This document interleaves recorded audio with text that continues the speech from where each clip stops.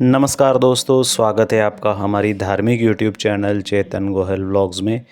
मित्रों, इस चैनल में आपको सभी प्रकार के धार्मिक वीडियोस देखने को और सुनने को मिलेंगे, तो आज ही अपनी चैनल को सब्सक्राइब करें।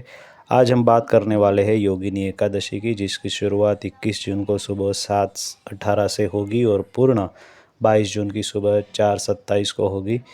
योगिनी एकादशी का व्रत हम 21 जून को मनाएंगे और उसका पारण हम 22 जून को दोपहर को 1:47 से 4:35 तक करेंगे।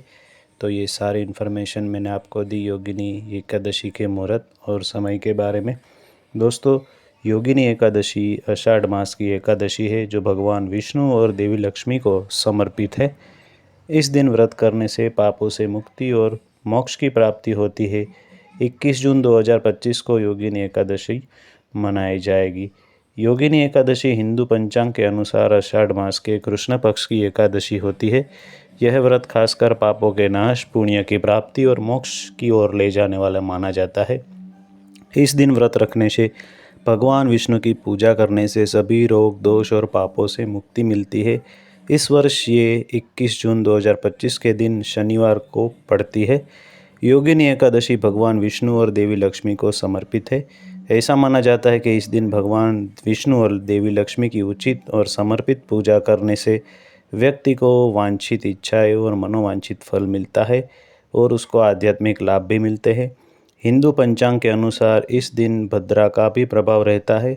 हालांकि पाताल और स्वर्ग की भद्रा का प्रभाव पृथ्वी पर लागू नहीं माना जाता है, अतः एक बार अपना शुभ कार्य कर सकते हैं। भद्रा सुबह 5:24 से शुरू होगी और सुबह 7:18 तक रहेगी। तो दोस्तों, अब सुने योगिनी एकादशी की व्रत कथा। उससे पहले हमें विष्णु पूजा करनी चाहिए।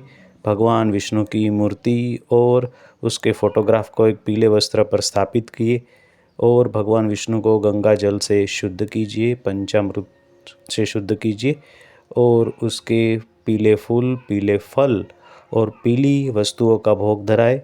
विष्णु सहस्त्र नाम का पाठ करें, भगवान विष्णु और माँ लक्ष्मी की आरती करें, तुलसी पत्र अर्पण कर कर पूजा को संपन्न करें। बाद में योगिनी एकादशी की व्रत कथा को सुने और पढ़े। तो ये है व्रत कथा। आप भाव से अपने मन में भगवान विष्णु का स्मरण करते जाइए और इस व्रत कथा को सुनते जाइए। प्राचीन समय की बात है। अलकापुरी नाम के नगर में कुबेर नाम का राजा रहता था। वह भगवान शिव का बड़ा भक्त था और नित्य उन्हें सुंदर सुंदर फूल अर्पित करता था। उसका एक माली था जिसका नाम था हेममाली। हेममाली का काम था वो रोज मानसरोवर से फूल लाकर राजा को दे। एक दिन हेममाली की पत्नी विशालाक्षी से प्रेम के कारण वह फूल लाने में देरी कर देता है। राजा को फूल नहीं मिलते हैं और वो क्रोधित होकर हेममाली को श्राप दे देता है कि वह कोढ़ी हो जाएगा और स्वर्ग से धरती पर गिर जाएगा। हेममाली को राजा का श्राप लग जाता है और वह कोढ़ से पीड़ित होकर जंगलों में भटकने लगता है। वह एक दिन मार्कंड ऋषि के पास भटकते भटकते पहुंच जाता है और उन्हें अपनी सारी बात बताता है। मार्कंड ऋषि उसकी सच्चाई से प्रसन्न होकर उस पर दया करते हैं और उसे योगिनी एकादशी का व्रत करने की बात करते हैं। ऋषि की दया के कारण और योगिनी एकादशी का व्रत रखने के कारण हेममाली श्रद्धा से वो व्रत करता है और अगले दिन उसका कोढ़ दूर हो जाता है और वह फिर से सुंदर और स्वस्थ हो जाता है। उसके बाद फिर उसे स्वर्ग की प्राप्ति होती है और वो अपनी पत्नी के साथ रहने लगता है। तो ये था व्रत कथा का महत्व। योगिनी एकादशी का हिंदू धर्म के अंदर गहरा धार्मिक महत्व है और इस दिन भगवान विष्णु की पूजा करते हैं। उसका मानना है कि यह व्रत रखने से पिछले जन्मों का पाप धोने में मदद मिलती है और व्यक्ति को जन्मों और मृत्यु के चक्र से भी मुक्ति मिलती है। कहा जाता है कि योगिनी एकादशी पर भगवान विष्णु की पूजा करने से सुख, धन और समृद्धि मिलती है और यह भी माना जाता है कि यह व्रत शरीर और मन, आत्मा को भी शुद्ध करता है।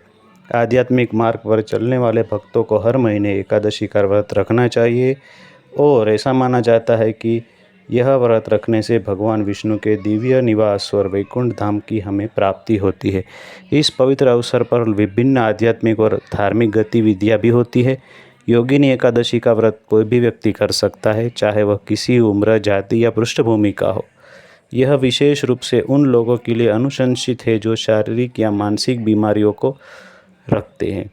जो लोग व्रत रखने में असमर्थ है और व्रत नहीं कर सकते, उसके लिए एकादशी के दिन पूरी श्रद्धा और उचित अनुष्ठान के साथ भगवान विष्णु की पूजा करना भी उतना ही लाभकारी माना जाता है।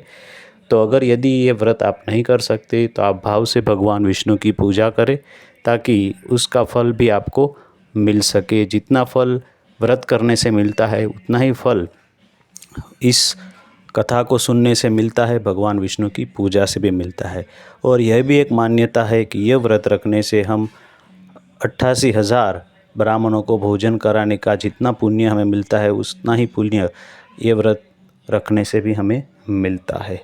योगिनी एकादशी की कथा सुनने से हजारों ब्राह्मण को भोजन कराने बराबर महान आध्यात्मिक पुण्य भी हमें मिलता है। तो ये थी दोस्तों योगिनी एकादशी की व्रत कथा। आज के दिन हम दान भी कर सकते हैं।